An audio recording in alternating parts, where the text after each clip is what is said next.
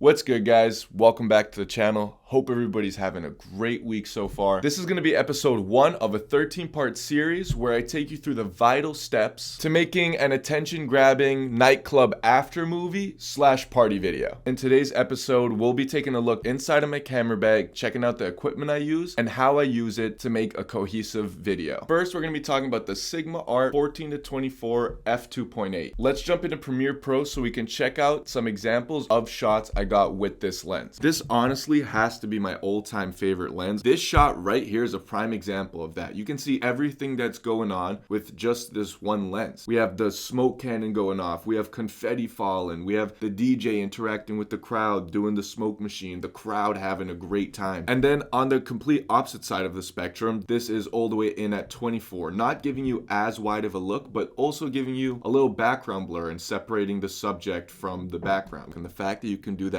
both with this lens and it being f2.8 makes it a great lens for low light work. These are all photos taken on that exact 14-24 millimeter lens as well, so it's great for photography and it's really the only one that I stick to. You can see that I use this lens a whole bunch. Now let's jump into another project and check out all the scenarios where I use it in a different kind of vibe, this being a live band. Beautiful shot right here, getting the crowd, getting the band, being able to make the venue look massive. And then lastly, this was one of the first videos I shot with primarily only that lens. So you can see a good example of the variety of shots you're able to get, and even though I didn't have that many lenses, I still made it work and made a dope recap. This is still honestly one of my favorites to this day. And what I really wanted to showcase from this example was this shot right here. We'll turn the music on, but it's great for being in super tight spaces behind the DJ and being able to get a shot with the DJ in front, seeing the crowd behind, and just really showcasing how awesome it was to be at this venue. So let's hear exactly what I did here.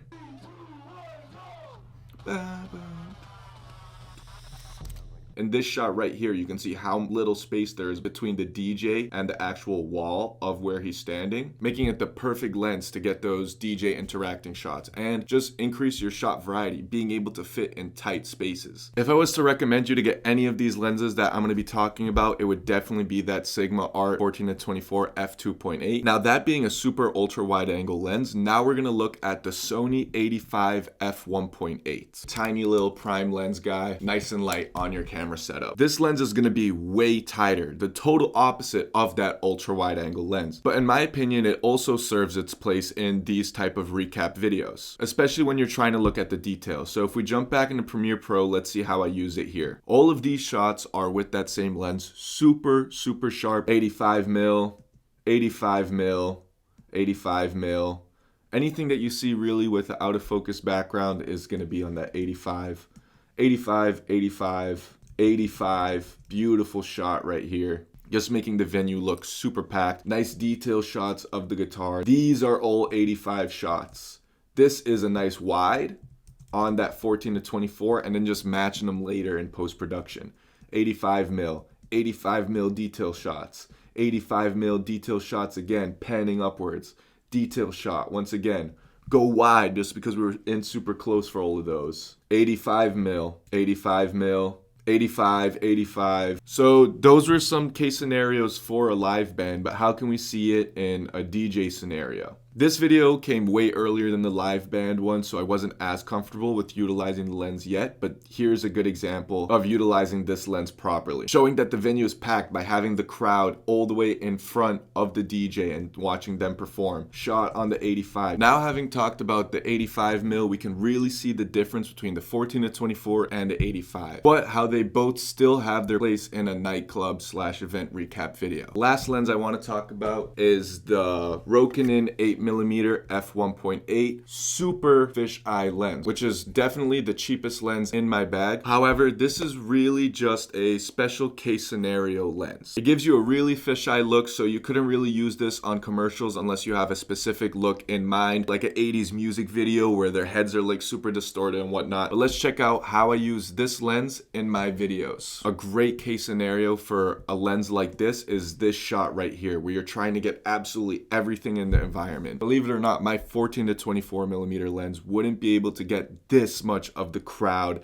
and the confetti and the entire smoke that's being sprayed across the audience in the entire shot, but that lens can't. The only downside is, unlike the 14-24, you're gonna see some distortion in the shot. It's gonna kind of like bend. Right here, 8mm. This is one of my favorite photos shot on that lens, and if we open up the scale, we can really see just how wide this shot gets you. I mean, you have the entire venue. Like I mentioned earlier, being able to stand behind the DJ, even if there's very little room. Anyway, jumping into a different kind of video, back into the live band, let's see how I utilized the 8 here. You need to get the drummer and his entire drum set, so obviously why I decided to use this lens. This right here is on the 8mm, this one is on the 14-24, so similar looks, just one is way wider than the other. This one was on the 14-24, not the 8s. Might have been a cool shot to get on the 8 though, but this is the lens I had on at the time. Here we're gonna see some shots on the 8 for sure when it comes to the drummer right here, getting that motion and not having the shot too shake. This is awesome to get in the drummer's face. Like, I'm really almost touching that hi-hat, but in that scenario it really gets the attention and the energy of the video. Right here, another shot with the 8, but I left the vignetting of that lens in. If you zoom in, you can kind of just get that same shot. This sequence is all on the 8 because we're really trying to get that energy. This is on the 8 with that vignetting, lots of energy matching the drummer. Super cool. I got the 3 lenses right here, and you might have noticed something about them. All of them have a super low aperture, something which I think is super helpful when you're filming in low light. Now what I do is I take these low aperture lenses and I throw them on my low light of a beast Sony a7S III, the same camera I'm recording this video with. Then I always make sure to record in S-Log3. And I'm choosing to record in S-Log3 because S-Log3 has a dual native ISO of 12,800. Combining a 12,800 ISO camera with little to no grain at all and some low light aperture lenses,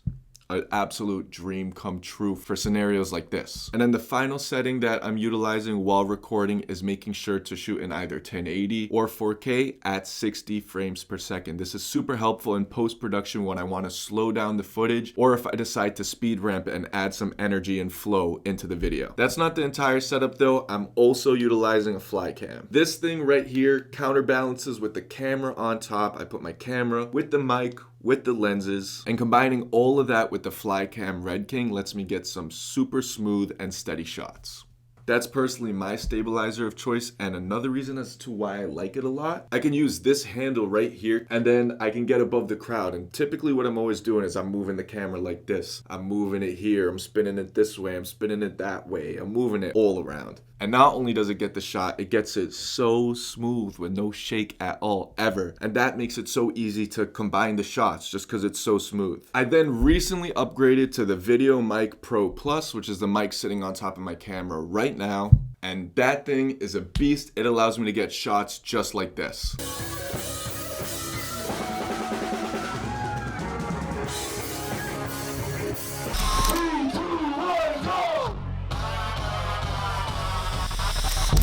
And those kind of short clips that you can turn around within like an hour of the DJ's performance and they can go ahead and post it to social media is something artists and DJs absolutely love. And I know we're primarily just talking about video here, but because we're going through my camera bag, I felt like I had to include this. This is the flash that I use to get a lot of my photos, which I end up utilizing in some parts of my video. This guy takes 4 AA batteries, and I personally thought the shots came out great, but I also started to learn about diffusion, which is when I got this Fong light dome. Now this thing you pack out, and it comes with a little sphere, which I'm using on one of my lights right now for this video, and you can place it right on top of your flash. It'll sit there, and you'll usually want to point this directly up at the roof to get some really flattering light and make sure it's not too harsh on the subject's face. But yeah, it's pretty cheap, it works great, and it's the same flash I've been using for the past like 3 years. And that's absolutely every single thing in my camera backpack. This is the camera backpack as well. It's the Lower Pro Tactic 450 black. This is what it looks like on the inside.